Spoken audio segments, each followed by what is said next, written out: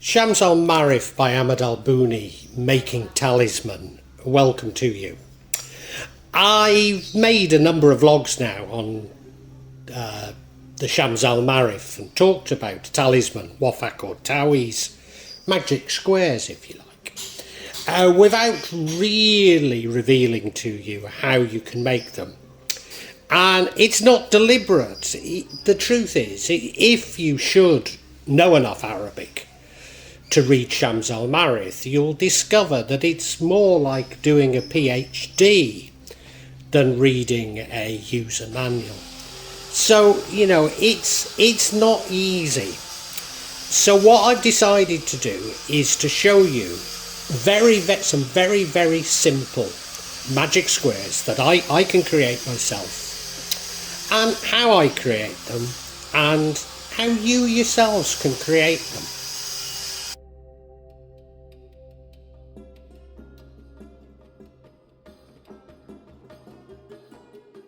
Explanation.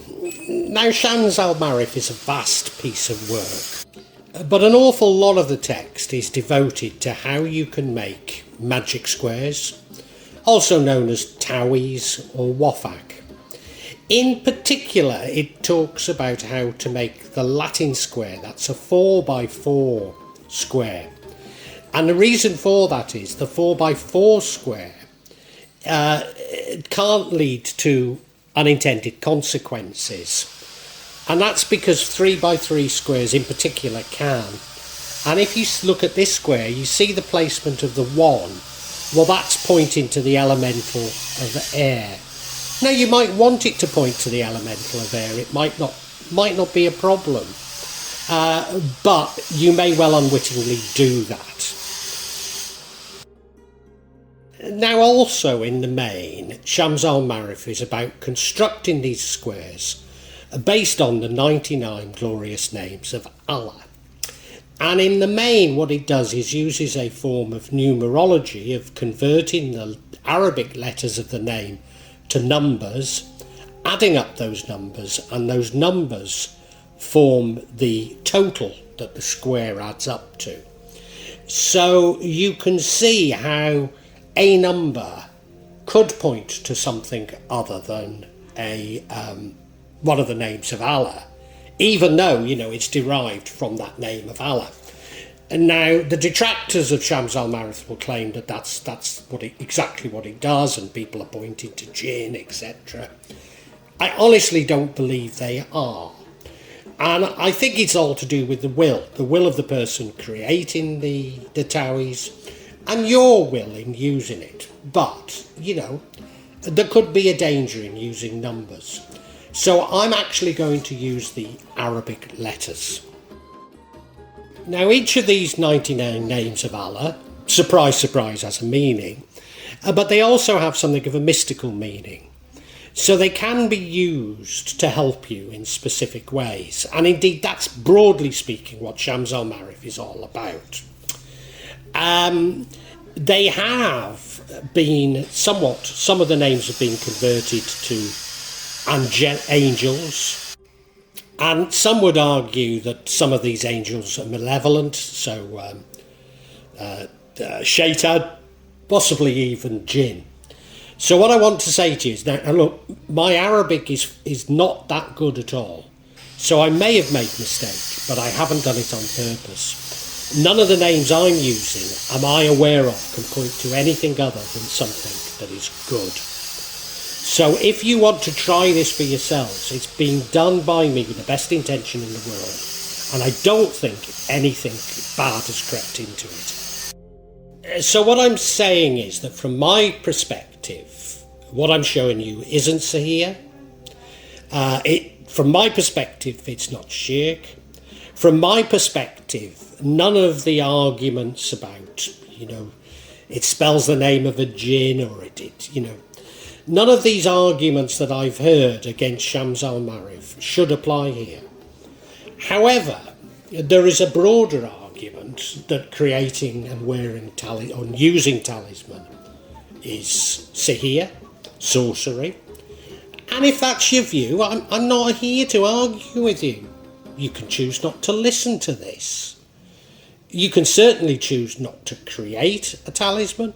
You can certainly choose not to wear a talisman. That's your choice.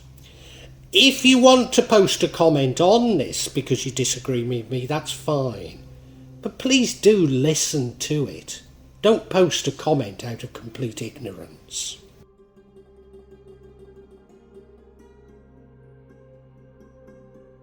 So the first name I want to show you is Al-Waliyy, and I've put above it the calligraphic classical Arabic spelling of that name. Now you're going to see that I use two types of names, the sort of classical and which is the more stylized version, and also the simplified Arabic version. In Indonesia, we tend always to use the more stylized, and I think it works better. And if you're not an Arabic speaker or writer, then you might as well use this. However, if you are Arabic speaking, you might want to use the simplified version. And indeed, the examples I'm going to show you use the simplified version. And that's simply because it's easier for you to see what's going on with them. I'm going to talk about, well, no, I'll tell you now. I tend to draw these on a piece of good quality craft paper, either white or black. It doesn't matter about the colour, that's just what I use. You could use parchment, you could use an animal skin, you could use a textile, you could even do it on a ceramic. I tend to write it in saffron ink, so you get that wonderful gold colour that you can see the calligraphy uses there. Why have I chosen Al-Waliyy? Well, Al-Waliyy means the guardian, friend or helper. Now, to those of you who aren't familiar with Arabic, there will always be multiple translations of what a particular name means. Partially that's because the letters themselves don't have a direct correspondence to English letters. And secondly, there are just simply many interpretations of what a particular name means, which is the reason why we believe that Al-Quran must be written in the original Arabic. So there's no harm in reading an English translation of Al-Quran, but to most of us, this isn't Al-Quran, it's a translation, and therefore it doesn't convey the real sense of Al-Quran. And now if you recite this name, Al-Waliyy, and breathes it into your house, the house will be free of danger. So in other words, it can be used to protect you. The one who recites it will be protected. So if you want to make a Taweez to hang in your house, Al-Waliyy is a very, very good protection talisman. So here's Al-Waliyy spelt out in the sort of stylized Arabic and in the simplified Arabic. And believe it or not, they're the same thing. Except Arabic, of course, reads from the right to the left. So if you take the stylized version, that first letter says Al. And it's common when constructing talisman not to use that first letter of Al. But these are the same things in the different ways of writing. As I say, if you know Arabic well, you'll probably want to use the simplified version. As I say, in Indonesia we would always tend to use the less stylized version. We'd use the we'd use the stylized version, and I think that's truer to practice from Al-Quran.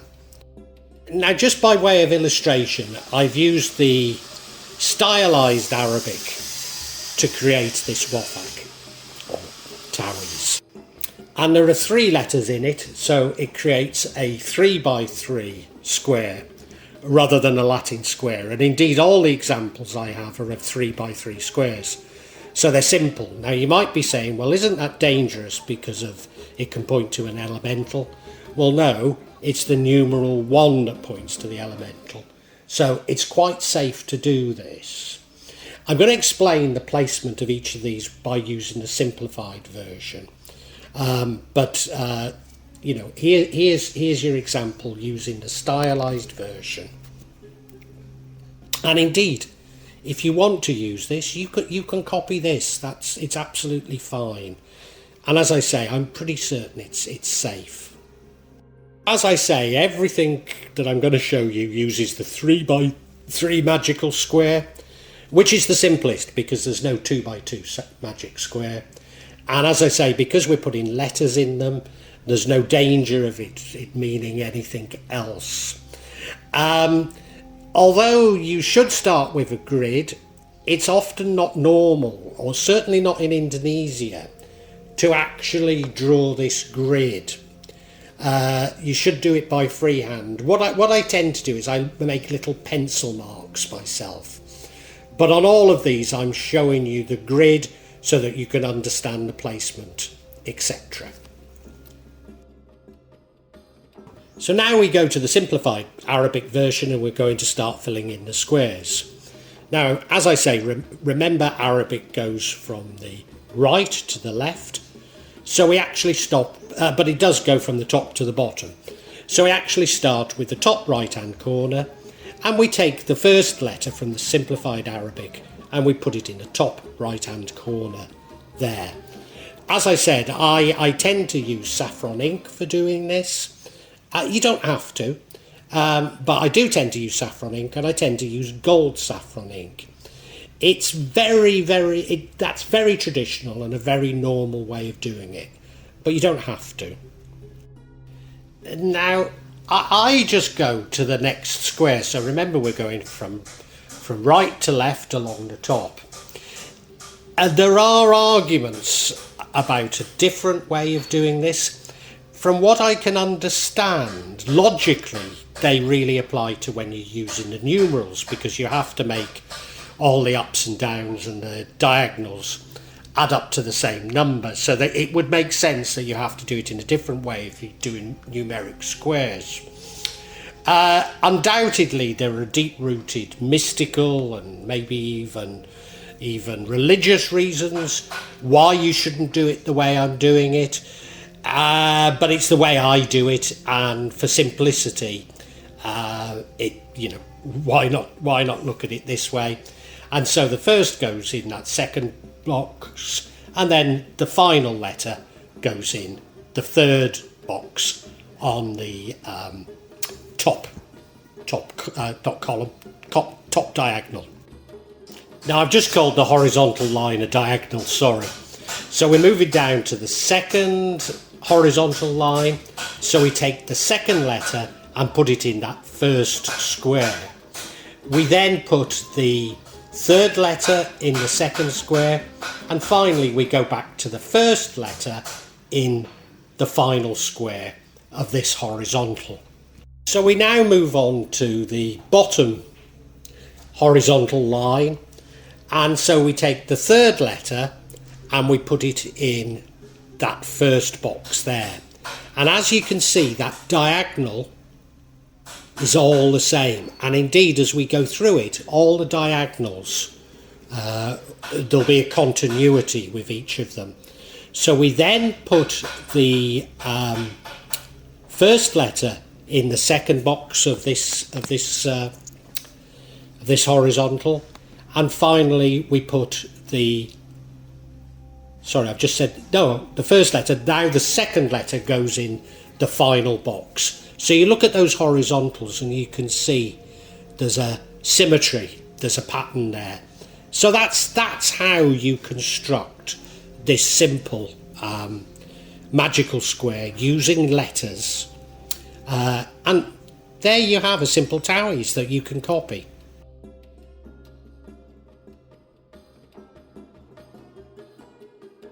So now I'm going to show you Al-Maleek, and there is the stylized form above it. Al-Maleek means the Lord, the King, the Sovereign, Dominion, Master. There is an alternative set of meanings around it. God, Lord, the one and only, possessor of supreme power or authority. And anyone who recites this name will get great esteem. If you recite this name of Allah abundantly every day after the Zawal, the time after midday immediately before the Zuhur prayer, Allah will give you abundant wealth. So sometimes this name is used on Taweez to provide people with wealth, which I'm sure many of you are interested in. So here's Al-Maleek using both the stylised version and the simplified, and as you know, you can use either version. But here we have a Taweez that I've constructed using the simplified Arabic, and it follows exactly the same pattern as the last one. You can see how the diagonals have a continuity to them. So here is a Taweez that you can copy, and you can use it, hopefully, to create wealth for you. And the final one I want to show you is Al-Wasi. Al-Wasi means the vast, the all-embracing, the omnipresent, the boundless, the all-encompassing. And recital of his name will eradicate poverty. So Taweez are carried on the person to eradicate this poverty. Now, I didn't mention about the wealth one before, and that is that as a Sufi, I don't believe we should be asking Allah for wealth. We should only be asking for sufficient. Now, that's up to you. That's entirely up to you. I'm just coming from the ascetic tradition of Sufism. And so I personally would always use Al-Wasi for issues concerning wealth, because we should only want sufficient. And here you can see is the two names, the stylised and the simplified name. And here's the actual Taweez. So it follows exactly the same format. You can see there's that continuity along the diagonals. So again, this is a Taweez you can copy, and you can use it to ensure that you don't suffer from poverty. So, you know, by all means, copy it down. Now, it occurs to me that particularly chaos magicians might want to use the English rather than the Arabic script. Do I think it matters? I do, actually. I do. I don't think there's anything inherently holy about Arabic. But what I do believe is that, particularly when you're converting it to numbers, they're tried and tested and they signify something. So I'm not certain if this will work, but you know, if you want to use English letters, then there they are. And do you know, as I was thinking about it, taking it further, well, why not use the translation, vast? You know, so here's an example of a Taweez I've used using the translation of Al-Wasi. So the main reason why I've done these two is, however, to show you how you would fill in a 4x4 square. And you can see the rules are a little bit, no, they're not different, but it works a little bit differently how you fill it out, and those are examples of how you do it. As I say, I'm not certain if these will work, but you know, it might be worth a try. In my view, it's all about intention. So therefore, you know, if your intention is right, and you put your intention into making these Taweez, and the person using it has the same intent, then maybe something mystical will happen.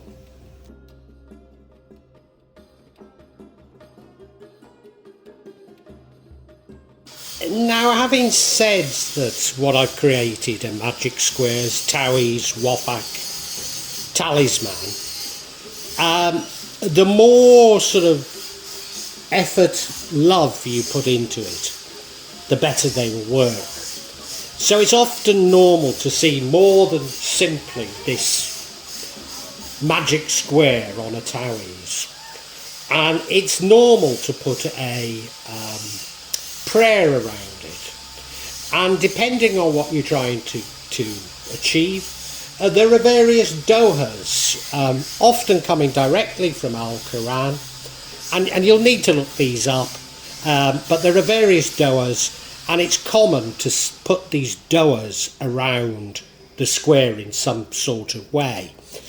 Now, the detractors to Taweez will claim that magicians will put the names of jinn or put something else in these prayers. And the main thing they put is your name, somebody else's name. It's not the name of a jinn, it's the name of the person it's been done for. But you know, it's up to you what you use. If you just want a simple sort of prayer, Bismillahirrahmanirrahim is a very, very common prayer we use in Arabic. In Islam. And there you have it in the stylised and the simplified form. So you can use either, and you can write these around the squares. Now, you know, I've just shown you the squares in English and said if you're a chaos magician. If you're not a Muslim and you don't want to use Muslim squares around it, you know, that's entirely up to you. I don't know how well it will work, but I'm certainly not putting you down if you don't do it that way. So here's an example of one of these squares with a surround to it. Now, I haven't checked what's in this and what's around it. So maybe, you know, while I'm saying everything that I've shown you, I can verify is to the best of my ability. My Arabic isn't brilliant, but to the best of my ability, there's nothing malevolent in anything I've shown you. I can't guarantee this. I just got it from the web just to show you how these squares tend to be decorated with lettering, you know, with dohas around them. And the next one you can see, often a geometric pattern is drawn, creating triangles from the squares themselves, and those create other triangles, which ultimately form multiple stars around it. So that's a very normal way of doing it. As I say, the more work you put into it, the more powerful it will be. So the more beautiful you can make it, the more powerful it will be. But, you know, as I say, I tend to use good quality paper. I do write it in saffron ink. I will write a doha around it. I might put someone's name. I might even draw something around it. But, you know, I will spend some time on it. An awful lot of pages in Shams Al-Marith are devoted to divine timing, and they come from the Platonic tradition. Now, I couldn't go into it in any great detail in this vlog, but, you know, everything you should do should be timed. So when you're creating this, you should be creating it at a time that corresponds to the name of Allah that you're using. And, you know, if you dig deep enough, you'll find lookups on how you can do that. But as I say, it's all about intention, and this is just about conveying your intention. What I would say to you, however, is that probably I would always make a point of doing these on what to Muslims are a Tuesday and Friday evening after Maghrib, but because our day starts after Maghrib, so in other words, after the sun goes down on a Monday and a Thursday. I'd certainly do it at that timing, even if I've not looked up the absolute correct timing. And the other thing about timing is these still need to be charged or to be activated. And again, these should be charged or activated using the timing. But again, I'd probably use that Monday and Thursday evenings, just as the sun goes down, just after the sun goes down is the best time you can do it.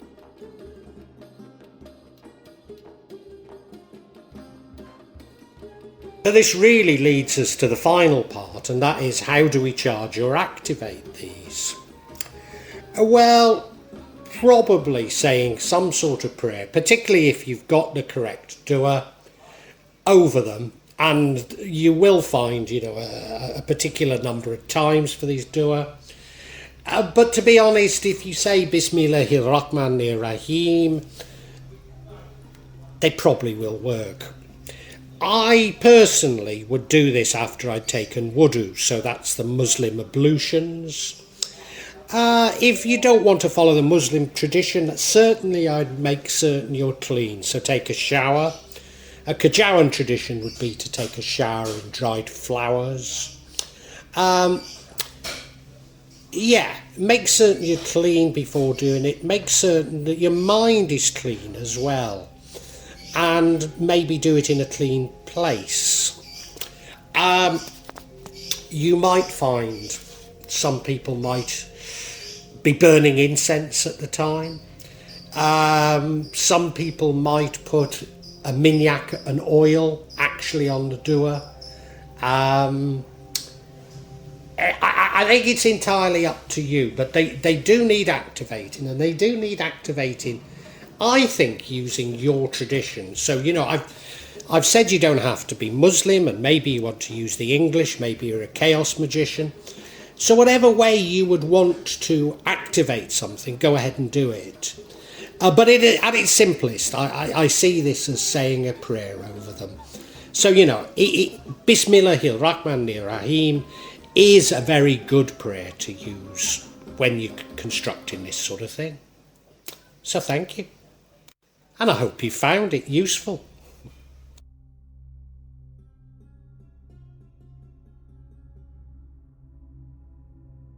Well, I really hope you've enjoyed this vlog. And if you have, can you help me out a little? Subscribe to the channel, hit the bell, and then you'll be notified of future vlogs. But also hit the like button and make a comment.